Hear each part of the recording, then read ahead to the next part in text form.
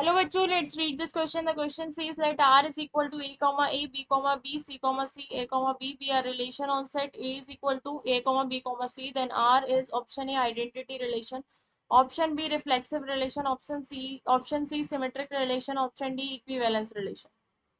तो यहाँ पर मैं लिख लेती हूँ की कॉन्सेप्ट। क्या है हमारा इस क्वेश्चन का की कॉन्सेप्ट कि अगर हमारे पास एक रिलेशन R इज रिफ्लेक्सिव है, रिफ्लेक्सिव ऑन सेट A और x जो है ए के सेट ए के एलिमेंट्स को रिप्रेजेंट करता है, तो x जो है वो क्या करेगा, R को बिलोंग करेगा for all values of x, values of x। ठीक है, अगर हमारे पास क्या है कि R सिमेट्रिक है, R अगर सिमेट्रिक है तो x y बिलोंग करेगा रिलेशन R को, देन y x भी बिलोंग करेगा रिलेशन R को। अगर ये बिलोंग करता है तो ये भी जरूर करेगा। अच्छा, अगर इफ R इज ट्रांजिटिव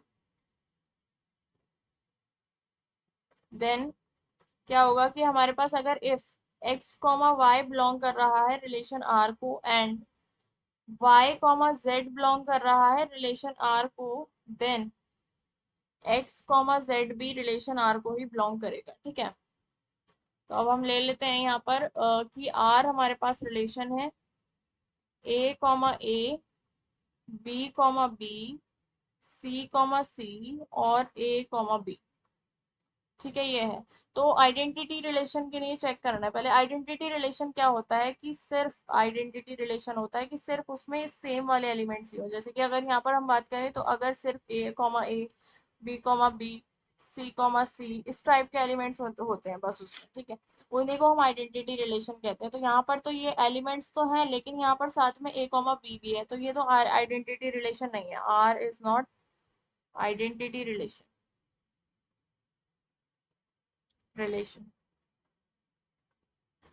अब हम क्या करते हैं, रिफ्लेक्सिव के लिए क्या है कि अगर x एलिमेंट्स सेट ए को बिलोंग कर रहा है तो x आर के बराबर आर को बिलोंग करना चाहिए सारी वैल्यूज के लिए। तो यहाँ पर हमारा सेट क्या है, b c, तो ए भी हमारा रिलेशन को बिलोंग कर रहा है, b भी c भी।